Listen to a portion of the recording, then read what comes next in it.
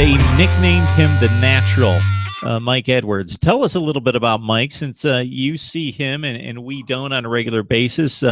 Why is he so good? So number 2 on my list, I have finally a Kentucky guy on here. I've got Mike Edwards.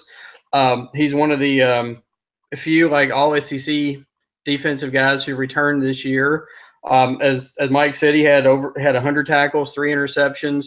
You know, I think there's 6 guys that returned from the SEC last year that had 100 tackles or more. One of them is Jordan Jones, a linebacker from Kentucky, and the other is Mike Edwards. You know, as I was saying earlier, you know, Mark Stoops is a defensive guy, a secondary guy, and you know, Edwards is going to be the captain out there. He's going to be, you know, the guy in charge, and you know, trying to keep people, you know, from passing. And that's like I said, along with the cornerbacks Westry and Beatty. Like I said, the secondary should be one of Kentucky's best strong points.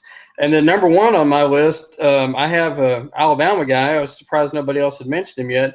I had Ronnie Harrison as my number 1 guy. He had, you know, 85 tackles and 2 interceptions last year. I think, you know, Alabama. You talk about defense. You talk about Alabama, and I think Harrison is probably the best, in my opinion, the best one in the SEC.